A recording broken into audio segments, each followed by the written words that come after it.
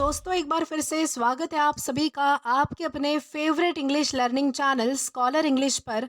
मेरा नाम है दीपिका कुमावत और मैं इस चैनल पर वेरियस कॉम्पिटिटिव एग्जाम्स के लिए इंग्लिश सब्जेक्ट टीच करती हूँ। तो बेसिकली आज के इस वीडियो में हम डिस्कस करने जा रहे हैं द हिंदू एडिटोरियल का वोकैब एनालिसिस। आशा करती हूँ कि आप इन सेशंस के साथ रेगुलरली जुड़ रहे हैं और इनका बेनिफिट भी उठा रहे हैं, क्योंकि इन सेशंस का मकसद है आपकी वोकैब पावर को और ज़्यादा इन्हांस करना। और ये जो वोकैब सेशंस है ये बैंक, एसएससी, रेलवे, यूपीएससी या फिर किसी भी कॉम्पिटिटिव एग्ज़ाम के लिए इक्वली बहुत ही ज़्यादा इंपॉर्टेंट है। तो चलिए और ज़्यादा देर ना करते हुए बढ़ते हैं हमारे वोकैब शो की ओर और जानेंगे कि आज का हमारा सबसे पहला वर्ड कौन सा है। तो दोस्तों हमारा सबसे पहला वर्ड आता है डाइसी। दोस्तों डाइसी का मतलब होता है जोखिम भरा, खतरनाक, यानी कि जो चीज़ें डेंजरस होती है, जोखिम भरी होती है, खतरनाक होती है, तो उसे हम कहते हैं डाइसी। और ये हमारे पास पार्ट्स ऑफ स्पीच में एग्जेक्टिव है, यानी कि विशेषण है। सिनोनिम इसका होता है रिस्की, हजार्डस या फिर पेरिलस। दोस्तों रिस्की, हजार्डस या फिर पेरिलस तीनों का ही मतलब होता है कि जोखिम भरा, बहुत ज़्यादा खतरनाक। एंटोनिम इसका होता है सेफ, सिक्योर या फिर रिलायबल, यानी कि जो चीज़ मतलब कि सेफ होती है, सिक्योर होती है, सुरक्षित होती है, तो उसे हम कहते हैं सेफ, सिक्योर या फिर रिलायबल। अब अगर बात करें इसके एग्जाम्पल की, तो एग्जाम्पल इसका है climbing the mountain without proper safety is a dicey decision, यानी कि बिना किसी सेफ्टी के जो है वो पर्वत चढ़ना, यानी कि माउंटेन चढ़ना, ये जो है वो एक डाइसी यानी कि जोखिम भरा निर्णय यानी कि डिसीजन हो सकता है। तो इस तरीके से आप जो है वो डाइसी इस वर्ड को अलग अलग सेंटेंसेस में यूज करके इसे समझ पाएंगे। देन इसी के साथ हम आगे जाएंगे हमारे नेक्स्ट वर्ड की ओर और जानेंगे कि इसके बाद हमारा अगला वर्ड कौन सा है। तो दोस्तों इसके बाद हमारा अगला वर्ड आता है डिसजेक्ट। दोस्तों डिसजेक्ट का मतलब होता है बिखेरना, छिन्न भिन्न करना या फिर टुकड़े टुकड़े कर देना। यानी कि ये जो वर्ड है वो दो कॉन्टेक्स्ट में यूज होता है। जब कोई चीज़ बिखेरी जाती है, अस्त व्यस्त कर दी जाती है, तब भी आप जो है वो डिसजेक्ट का यूज़ कर सकते हैं, या फिर किसी चीज़ के टुकड़े टुकड़े हो जाते हैं, कोई चीज़ टूट जाती है, तो उसे भी हम जो है वो डिसजेक्ट कहते हैं। और ये हमारे पास पार्ट्स ऑफ स्पीच में वर्ब है, यानी कि क्रिया है। सिनोनिम इसका होता है स्कैटर, डिस्पर्स या फिर शैटर। दोस्तों स्कैटर का मतलब होता है कि मतलब कि बिछा होना, यानी कि मतलब कि इसको हम ऐसे समझ सकते हैं जैसे कि कोई चीज़ मतलब कि बिखरी पड़ी है, तो उसे हम कहते हैं स्कैटर। डिस्पर्स का भी मतलब होता है फैला हुआ होना या फिर मतलब कि बिखरा हुआ होना। वहीं शैटर का मतलब होता है टुकड़ों टुकड़ों में जो है वो टूट जाना, यानी कि टूट कर बिखर जाना, तो उसे हम कहते हैं शैटर।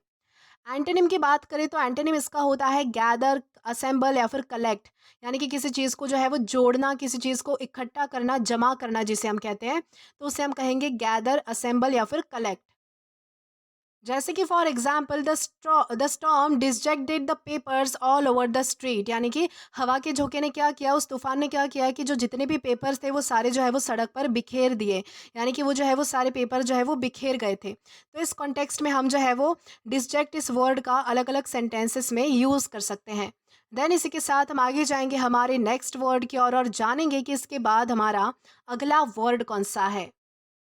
तो दोस्तों इसके बाद हमारा अगला वर्ड आता है पिटन्स। दोस्तों पिटन्स का मतलब होता है बहुत ही कम वेतन, यानी कि नाम मात्र की रकम, यानी कि जो अमाउंट होता है वो जब बहुत ज़्यादा छोटा होता है, यानी कि नाम मात्र का होता है, बहुत ही कम होता है, तो उसे हम क्या कहते हैं, पिटन्स उसे हम कहते हैं। और ये किसी के सैलरी के तौर पर भी यूज़ किया जाता है, यानी कि जब किसी की वेतन बहुत ज़्यादा कम होती है तो उसे भी हम जो है वो पिटन्स कहते हैं। और दोस्तों ये हमारे पास पार्ट्स ऑफ स्पीच में नाउन है। सिनोनिम इसका होता है ट्रिफल, क्रम या फिर मॉडिकम। दोस्तों ये जो तीनों ही वर्ड है वो किसी चीज़ की कम मात्रा को डिनोट करने वाले वर्ड है, यानी कि जब आपको कोई चीज़ ऐसी बतानी हो जिसकी संख्या कम है, जिसकी मात्रा कम है, तो आप इन तीनों वर्ड्स का यूज़ कर सकते हैं। एंटोनिम इसका होता है एबंडेंस, प्लेंटी या फिर बाउंटी। एबंडेंस, प्लेंटी या फिर बाउंटी, इन तीनों का ही मतलब होता है प्रचुर मात्रा में होना, भरपूर मात्रा में होना कोई चीज़, तो उसे हम कहते हैं एबंडेंस, प्लेंटी या फिर बाउंटी। जैसे कि अगर एग्जाम्पल से समझाऊं तो इसका एग्जाम्पल है he works long hours but earns only a pittance, यानी कि वो जो है वो घंटों घंटों तक काम करता है लेकिन उसकी कमाई जो है वो बहुत ही कम है, यानी कि उसका वेतन कैसा है, तो बहुत ही कम है, यानी कि पिटेंस है। तो इस तरीके से आप जो है वो पिटेंस इस वर्ड का अलग अलग सेंटेंसेस में यूज़ कर पाओगे। देन इसी के साथ हम आगे जाएंगे हमारे नेक्स्ट वर्ड की ओर और जानेंगे कि इसके बाद हमारा अगला वर्ड कौन सा है। तो दोस्तों इसके बाद हमारा अगला वर्ड आता है कोपियस। दोस्तों कोपियस का मतलब होता है प्रचुर, अधिक, यानी कि भरपूर, यानी कि जब कोई चीज़ भरपूर मात्रा में, प्रचुर मात्रा में, बहुत ज़्यादा अमाउंट में अवेलेबल होती है, तो उसे हम कहते हैं कोपियस, यानी कि भरपूर, प्रचुर या फिर अधिक दिखाने के लिए हम जो है वो कोपियस का यूज़ करते हैं। ये हमारे पास पार्ट्स ऑफ स्पीच में एग्जेक्टिव है, यानी कि विशेषण है।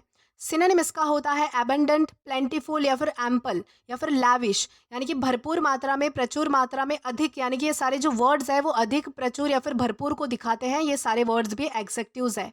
एंटोनिम इसका होता है स्कार्स, मेगर, इनसफिशिएंट या फिर स्पार्स, यानी कि जब किसी चीज़ की अल्प मात्रा को आपको दिखाना होता है तब आप इन सारे वर्ड्स का यूज़ कर सकते हो। स्कार्स, मेगर, इनसफिशिएंट या फिर स्पार्स का मतलब होता है कम मात्रा, यानी कि जो चीज़ मतलब कि पूरी मात्रा में अवेलेबल नहीं होती है, ज़्यादा मात्रा में अवेलेबल नहीं होती है, जो चीज़ मतलब कि बहुत ही कम होती है, तो उसके लिए यूज़ करते हैं हम स्कार्स, मेगर, इनसफिशिएंट या फिर स्पार्स।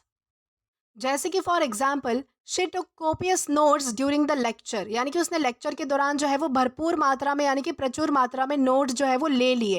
यानी कि इस तरीके से हम जो है वो कोपियस इस वर्ड का अलग अलग सेंटेंसेस में यूज़ कर सकते हैं।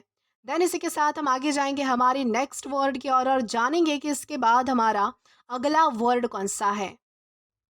दोस्तों इसके बाद हमारा अगला वर्ड आता है डेस्पिकेबल। दोस्तों डेस्पिकेबल का मतलब होता है नीच, तुच्छ, निंदनीय या फिर घिनौना, यानी कि जब कोई चीज़ जो है वो मतलब कि हेट करने लायक होती है, यानी कि घृणित होती है, यानी कि जब कोई चीज़ निंदनीय होती है, जिसकी आलोचना की जानी चाहिए, जो चीज़ मतलब कि घिनौनी है, तुच्छ है, तो ऐसी चीज़ों को हम दिखाने के लिए हम क्या यूज़ करते हैं, तो डेस्पिकेबल का हम यूज़ करते हैं।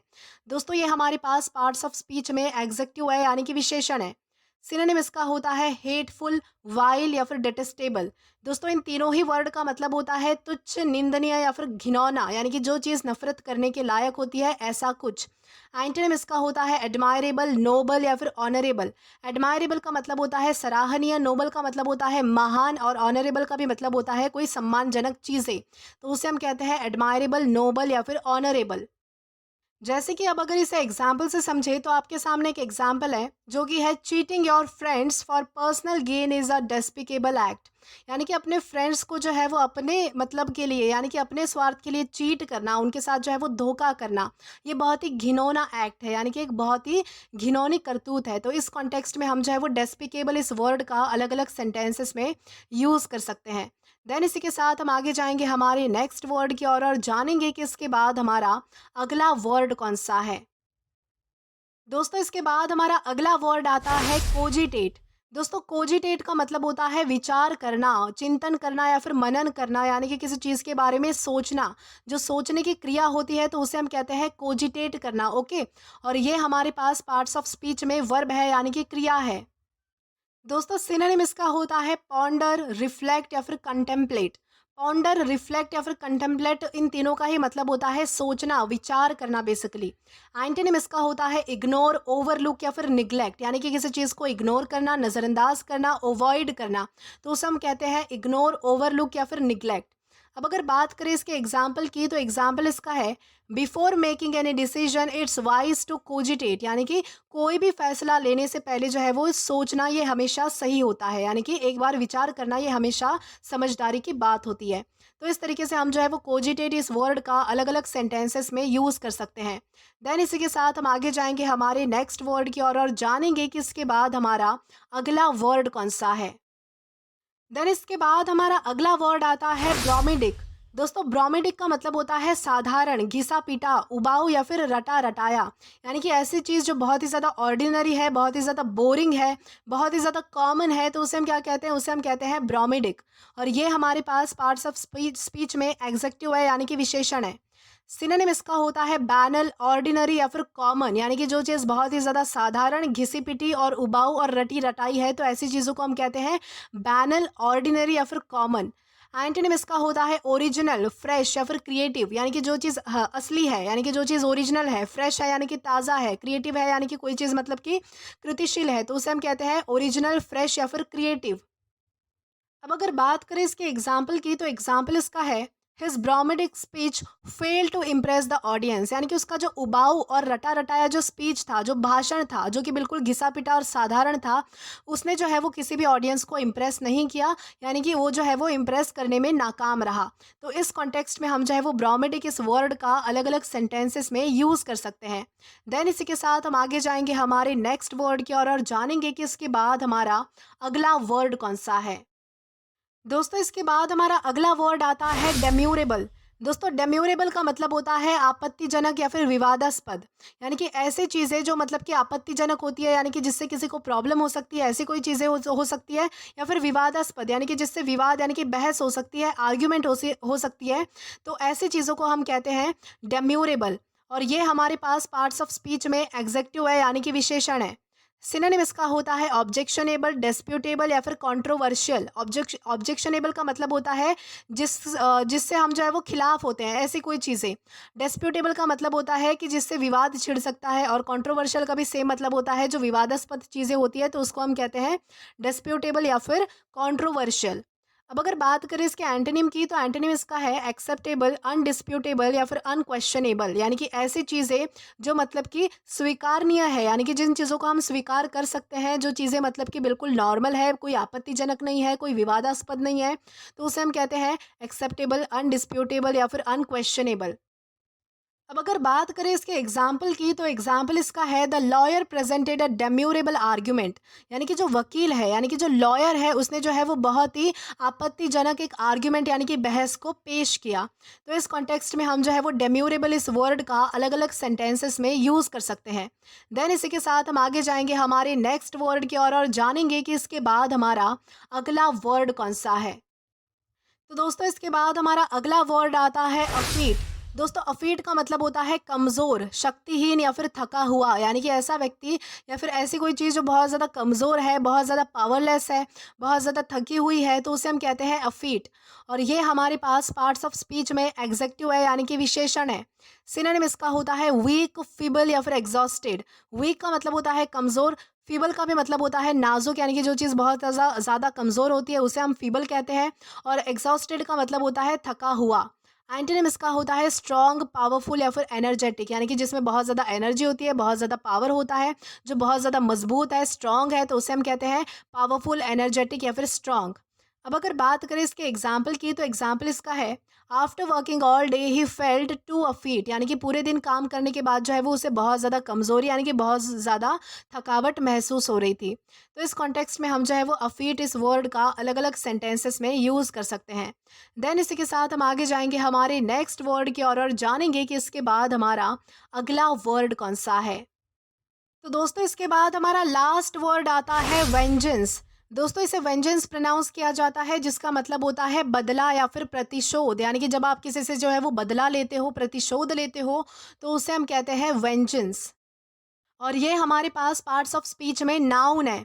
सिनोनिम इसका होता है रिवेंज, रेट्रीब्यूशन या फिर रिटेलिएशन। दोस्तों इन तीनों का ही मतलब होता है कि बदला लेना। एंटोनिम इसका होता है मर्सी, पार्डन या फिर कंपैशन। दोस्तों मर्सी और कंपैशन का तो मतलब होता है कि दया दिखाना किसी पर, और पार्डन का मतलब होता है कि किसी को माफ़ कर देना किसी की गलती के लिए, तो उसे हम कहते हैं मर्सी, पार्डन या फिर कंपैशन। अब अगर बात करें इसके एग्जाम्पल की, तो एग्जाम्पल इसका है he swore to take vengeance on those who hurt his family, यानी कि उसने जो है वो मतलब कि ये कसम खाई है कि जिसने भी मेरी फैमिली को, यानी कि जिसने भी उसकी फैमिली को परेशान किया है, वो उसका सबका बदला लेकर रहेगा।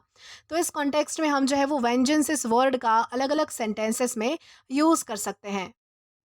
तो दोस्तों आज के लिए बस इतना ही। आज की इस क्लास का पीडीएफ आप हमारे टेलीग्राम चैनल के थ्रू एक्सेस कर सकते हैं।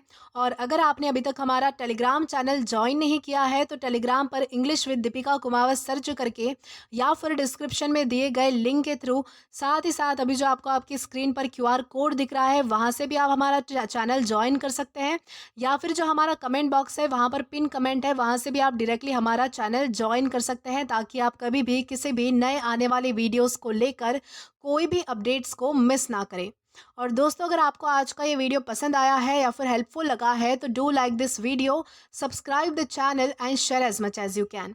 और अगर आपने इससे पहले वाले वीडियोस नहीं देखे हैं, तो यहाँ पर मैंने एक प्लेलिस्ट प्रोवाइड कर दी है, जहाँ पर आप क्लिक करके वो सभी पहले वाले वीडियोस भी देख सकते हैं और एक्सप्लोर कर सकते हैं। Till then keep learning. Thank you.